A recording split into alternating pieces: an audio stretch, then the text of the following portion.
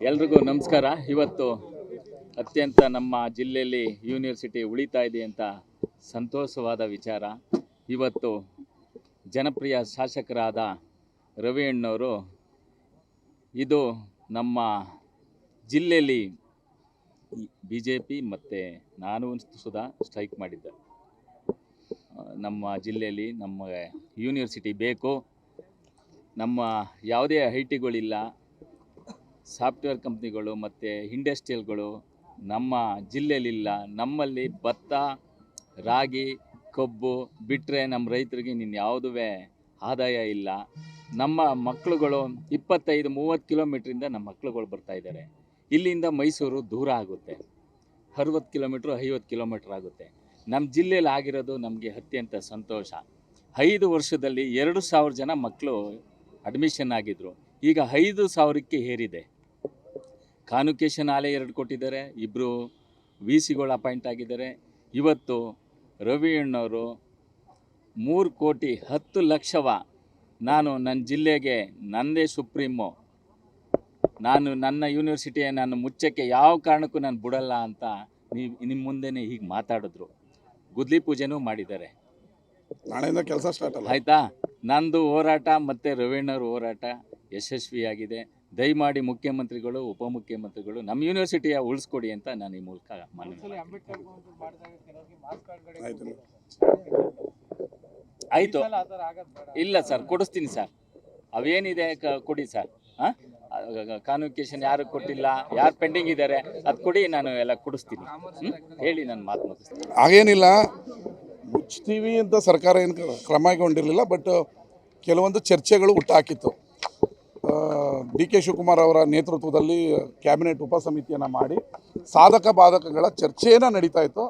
ಅಷ್ಟರಲ್ಲಿ ಸಂಘಟನೆಗಳು, ವಿದ್ಯಾರ್ಥಿಗಳು ಏನೋ ಮುಚ್ಚೋಗುತ್ತೇನೋ ಅಂತ ಇದ್ದರು. ಆದರೆ ವಿರೋಧ ಪಕ್ಷಗಳು ಕೂಡ ಅದನ್ನು ವಿಧಾನಸಭೆಯಲ್ಲಿ ತೆಗೆದರು.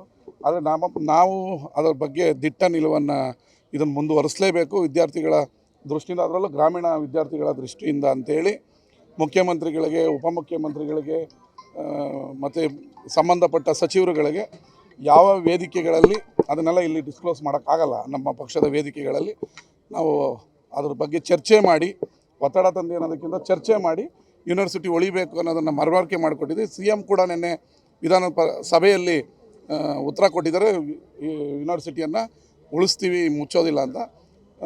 ಅದರ ಪೂರಕವಾಗಿ 3,10,00,000ದಲ್ಲಿ ಉತ್ತರವನ್ನು ಯಾರ್ಯಾರಿಗೆ ಎಲ್ಲರೂ ಕನಸಿನಿಂದ, ಯಾರೇನು ಪಾಪ ವಿರೋಧ ಅಂತಲ್ಲ, ಇಲ್ಲ ಹೋರಾಟ ಅಂತಲ್ಲ, ಕನಸಿನಿಂದ ಹೇಳಿರೋರಿಗೆಲ್ಲ ಧನ್ಯವಾದ ಹೇಳ್ತೀನಿ.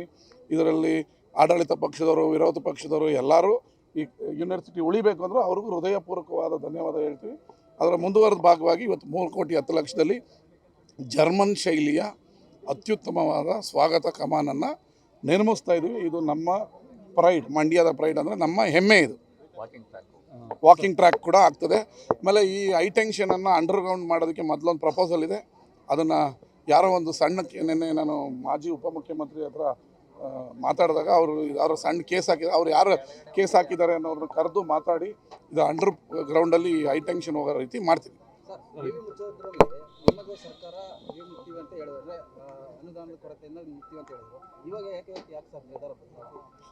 ವಿ ಉಳಿದಿದೆ, ಗುದ್ಲಿ ಪೂಜೆ ಮಾಡಿದ್ದೀವಿ, ಧನ್ಯವಾದಗಳು.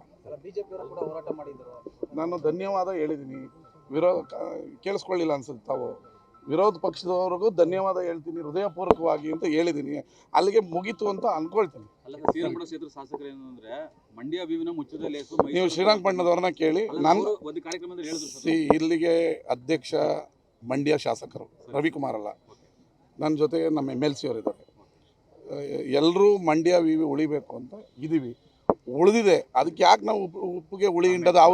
ಇವ್ರು ಹೇಳಿದ್ರು ವಿ ಉಳಿದಿದೆಯಲ್ಲ, ಅದನ್ನು ಸಂತೋಷವನ್ನು ಆಚರಣೆ ಮಾಡಿ 1,00,000 ವಿದ್ಯಾರ್ಥಿಗಳನ್ನ ಸೇರಿಸಿ ಈ ಬಾರಿ ಕಾನ್ವೊಕೇಶನ್ನ ವರ್ಣರಂಜಿತವಾಗಿ, ಅರ್ಥಪೂರ್ಣವಾಗಿ ಮಾಡ್ತೀವಿ. ರಾಜ್ಪಾಲರು ಟೈಮ್ ಕೊಟ್ಟಿದ ತಕ್ಷಣ ಬೆಳಗ್ಗೆ ರಾಜ್ಪಾಲರ ಕಾರ್ಯಕ್ರಮದಲ್ಲಿ ಕಾನ್ವೊಕೇಶನ್ ಪದವಿ ಕೊಡೋದು ಮಾಡ್ತೀವಿ.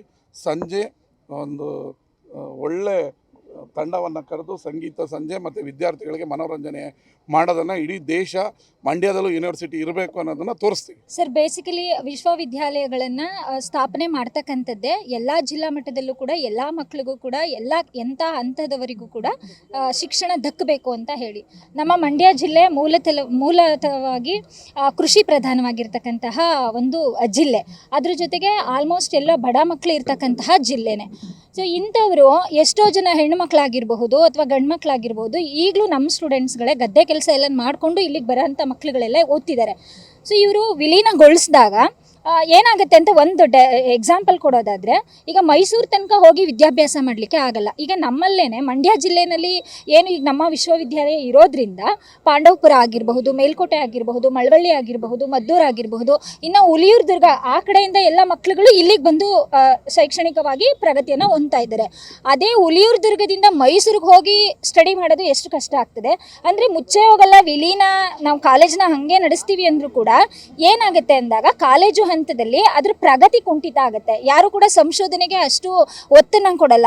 ಈಗ ನಮ್ಮ ಮಂಡ್ಯ ಮಕ್ಕಳುಗಳನ್ನೇ, ವಿದ್ಯಾರ್ಥಿಗಳನ್ನೇ ಮೈಸೂರಲ್ಲಿ ಒಬ್ಬರು ರಿಸರ್ಚ್ ಗೈಡ್ ಸಿಗಬೇಕು ಅಂದರೆ ತುಂಬ ಕಷ್ಟ. ಹಾಗೆ ಕಾಂಪಿಟೇಷನ್ ಜಾಸ್ತಿ ಆಗುತ್ತೆ, ಕಾಂಪಿಟೇಷನ್ ಬಿಲ್ಡಪ್ ಮಾಡ್ತೀವಿ ಅಂತ ಹೇಳ್ತಾರೆ.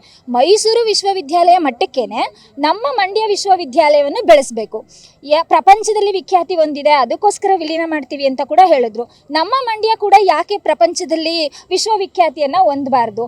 ಸೊ ಈ ನಿಟ್ಟಿನಲ್ಲಿ ಈಗ ಆಲ್ರೆಡಿ ಹೌದು, ಅಧ್ಯಾಪಕ ವೃಂದ ಸ್ವಲ್ಪ ಕಡಿಮೆ ಇದೆ, ಪರ್ಮನೆಂಟ್ ಅವರು ಇಲ್ಲಿ ಕಡಿಮೆನೇ ಇರೋದು. ಆಲ್ಮೋಸ್ಟ್ ಅತಿಥಿ ಉಪನ್ಯಾಸಕರುಗಳಿಂದಾನೇ 150ಕ್ಕೂ ಹೆಚ್ಚು ಅತಿಥಿ ಉಪನ್ಯಾಸಕರು ಇಲ್ಲಿ ಕೆಲಸವನ್ನು ನಿರ್ವಹಿಸ್ತಾ ಇದ್ದಾರೆ. ಆದರೆ ಇವರೆಲ್ಲರೂ ಕೂಡ ಈ ಮಕ್ಕಳ ಶೈಕ್ಷಣಿಕ ದೃಷ್ಟಿಯಿಂದನೇ ಕೆಲಸವನ್ನು ಮಾಡ್ತಾ ಇದ್ದಾರೆ. ಈಗ ಈ ನಿಟ್ಟಿನಲ್ಲಿ ನಾವು ಕೂಡ ಎಲ್ಲರೂ ಕೂಡ ಶಾಸಕರಿಗೆ, ನಮ್ಮ ರವಿಕುಮಾರ್ ಗೌಡ ಸರ್ ಅವರಿಗೆ ರಿಕ್ವೆಸ್ಟನ್ನು ಮಾಡಿಕೊಂಡಾಗ ಅವರು ಪಾಸಿಟಿವ್ ಆಗಿ ರೆಸ್ಪಾನ್ಸ್ ಮಾಡಿ, ಈವನ್ ಸದನದಲ್ಲಿ ಕಾಂಗ್ರೆಸ್ ಅವರೇ ಆದರೂ ಕೂಡ ಸದನದಲ್ಲಿ ಅದನ್ನು ರೈಸ್ ಮಾಡಿ ಉಪಮುಖ್ಯಮಂತ್ರಿಗಳಿಗೆ ಕೊಟ್ಟು, ಹಾಗೆ ಶಿಕ್ಷಣ ಸಚಿವರಿಗೆ ಕೊಟ್ಟು ಈ ರೀತಿಯಾಗಿ ಒಂದು ಬದಲಾವಣೆಯನ್ನು ತಂದ್ರಲ್ಲ, ಅಂದರೆ ವಿಲೀನ ಆಗಬೇಕು ಅಂತ ಇದ್ದಿದ್ದನ್ನು ರದ್ದುಗೊಳಿಸಿದ್ರಲ್ಲ, ಅದು ಇಡೀ ನಮ್ಮ ಮಂಡ್ಯ ಜಿಲ್ಲೆಗೇ ಒಂದು ಹೆಮ್ಮೆಯ ವಿಚಾರ, ಹಾಗೆ ಸಂತೋಷದ ವಿಚಾರ ಅಂತ ಹೇಳಲಿಕ್ಕೆ ಇಷ್ಟಪಡ್ತೀನಿ. ಅದ್ರ ಜೊತೆಗೆ ಈಗ ನಮ್ಮ ಶಾಸಕರು ಇದನ್ನು ಒಲವನ್ನು ತೋರಿಸ್ತಾ ಇರೋದು ಕೂಡ ನಮಗೆ ತುಂಬ ಖುಷಿ ಆಗ್ತಾ ಇದೆ. ಹಾಗೆ ಮಕ್ಕಳುಗಳ ವಿದ್ಯಾಭ್ಯಾಸ ದೃಷ್ಟಿನಲ್ಲಿ ಎಲ್ಲ ಜಿಲ್ಲಾ ಮಟ್ಟದಲ್ಲೂ ಕೂಡ ಈಗ ಏನು ಎಲ್ಲ ಯೂನಿವರ್ಸಿಟಿಗಳು ಇದ್ದಾವೆ ಅಷ್ಟು ಇರಬೇಕು. ಆಗ PG ಕೋರ್ಸಸ್ಗಳನ್ನ ಜಾಸ್ತಿ ಓಪನ್ ಮಾಡ್ತಾರೆ, ಹಾಗೆ ರಿಸರ್ಚ್ ಸೆಂಟರ್ಗಳನ್ನು ಮಾಡ್ತಾರೆ. ಎಂಥ ಕೆಳವರ್ಗದ ಮಕ್ಕಳುಗಳಿಗೂ ಕೂಡ ಶಿಕ್ಷಣ ಅಂತಕ್ಕಂಥದ್ದು ದಕ್ಕತ್ತೆ. ಸೊ ಹಾಗಾಗಿ ಶಿಕ್ಷಣ ಕ್ಷೇತ್ರದಲ್ಲಿ ಮಂಡ್ಯ ಜಿಲ್ಲೆ ಬರೀ ಕೃಷಿ ಪ್ರಧಾನ ಅಂತ ಏನು ಅನಿಸ್ಕೋತಾ ಇದೆ, ಅದೇ ಥರ ಶೈಕ್ಷಣಿಕವಾಗೂ ಕೂಡ ಉನ್ನತ ಮಟ್ಟದಲ್ಲಿ ಹೇಳಬೇಕು. ಸೊ ಹೇಳ್ತಾರೆ ಎಷ್ಟು ಜನ IAS ಇದ್ದಾರೆ, ಎಷ್ಟು ಜನ IPS ಇದ್ದಾರೆ ಮಂಡ್ಯ ಜಿಲ್ಲೆಯಲ್ಲಿ ಅಂತ ಹೇಳಿ. ಸೊ ನಾನೊಬ್ಳು ಮೂಲತಃ ಮಂಡ್ಯ ಜಿಲ್ಲೆನೋಳೆ ಆಗಿ, ಮಂಡ್ಯದೋಳೆ ಆಗಿ ಹೇಳೋದೇನಂತಂದರೆ, ಎಲ್ಲ ಮಕ್ಕಳುಗಳಾಗಿರ್ಬೋದು ಅವರಿಗೆ ಪ್ರತಿಯೊಬ್ಬರಿಗೂ ಕೂಡ ಸಂಶೋಧನೆ ಮಟ್ಟಕ್ಕೆ ಈ ವಿಶ್ವವಿದ್ಯಾಲಯ ಬೆಳೀಬೇಕು. ಇದೇ ಥರ ರಾಜಕಾರಣಿಗಳು ಕೂಡ ಸಹಕಾರವನ್ನು ಮಾಡಬೇಕು. ಹಾಗೆ ಎಲ್ಲರೂ ಕೂಡ ಇಲ್ಲೂ ಅದೇ ಥರ ಶ್ರಮ ವಹಿಸ್ತಾ ಇದ್ದಾರೆ. ಸೊ ಈಗ ನೋಡ್ತಿದ್ರೆ ಬರೀ ಅಲ್ಟ್ರಾ ಸ್ಟ್ರಕ್ಚರ್ ಅಂದರೆ ಬಿಲ್ಡಿಂಗ್ಸ್ ಮಾತ್ರ ಇದ್ದಾವೆ, ಎಕ್ಸ್ಟ್ರಾ ಇನ್ನೂ ಸೋರ್ಸಸ್ಗಳೆಲ್ಲ ಬೇಕಾಗಿದೆ. ಇವತ್ತೇನು ಆರ್ಚ್ದು ಇನಾಗ್ರೇಷನ್ಗೆಲ್ಲ ಗುದ್ದಲಿ ಪೂಜೆಯನ್ನು ಮಾಡಿದ್ರು, ಇದರಿಂದ ನಮ್ಗೆ ಸಂತೋಷ ಆಗಿದೆ. ಹಾಗೆಯೇ ಇದು ಇನ್ನೂ ಪ್ರಗತಿಯನ್ನು ಹೊಂದಬೇಕು ಅಂತ ಹೇಳಲಿಕ್ಕೆ ಇಷ್ಟಪಡ್ತೀನಿ ಸರ್. ಅವರು ನಿತ್ಯ ಶಾಸಕರು, ಆ್ಯಕ್ಚುಲಿ ನೋಡ್ತಾ ಇದ್ದೀವಿ, ನನ್ನ ಆ ಪಕ್ಷ ಈ ಪಕ್ಷ ಅಂತ ಎಲ್ಲ, ಬೀಯಿಂಗ್ ಎ ಟೀಚರ್ ಮಾತನಾಡೋದಾದರೆ ಅವರ ಕಾರ್ಯವೈಖರಿ ತುಂಬ ಚೆನ್ನಾಗಿದೆ. ಇನೋವೇಟಿವ್ ಆಗಿ, ಆ್ಯಕ್ಟಿವ್ ಆಗಿ, ಕ್ರಿಯಾಶೀಲವಾಗಿ ಮಾಡ್ತಾ ಇದ್ದಾರೆ. ಇದೊಂದೇ ಅಂತಲ್ಲ, ಯಾವುದೇ ಈಗ ನಮ್ಮದು ವಿಶ್ವವಿದ್ಯಾಲಯದಲ್ಲಿ ಕೆಲವೊಂದು ಸಣ್ಣ ಪುಟ್ಟ ನಡೀತಾ ಇರುತ್ತೆ. ಸೊ ಅಂಥ ವಿಷಯಗಳನ್ನು ಕೂಡ ನಾವು ಪ್ರಸ್ತಾಪ ಮಾಡಿದಾಗ ಅದಕ್ಕೂ ಕೂಡ ಪಾಸಿಟಿವ್ ಆಗಿ ರೆಸ್ಪಾನ್ಸ್ ಮಾಡ್ತಾರೆ. ಈವನ್ ನೀವೇ ನೋಡ್ತಾ ಇರ್ಬೋದು, ನಮ್ಮ ಮಂಡ್ಯ ಜಿಲ್ಲೆಯಲ್ಲಿ ಒಂದು ಸಿಟಿನಲ್ಲೇ ಒಂದು ಫುಟ್ಪಾತೇ ಇರಲಿಲ್ಲ, ಫುಟ್ಪಾತ್ ವ್ಯವಸ್ಥೆ ಕೂಡ ಸರಿಯಾಗಿ ಆಗಿರಲಿಲ್ಲ. ಸೊ ಅದು ಇವರ ಪೀರಿಯಡಲ್ಲಿ ಆಗ್ತಾ ಇರೋದು ಕೂಡ ಗ್ರೇಟ್ನೆಸ್ ಅಂತ ಹೇಳಿಕ್ಕೆ ಇಷ್ಟಪಡ್ತೀನಿ ಸರ್.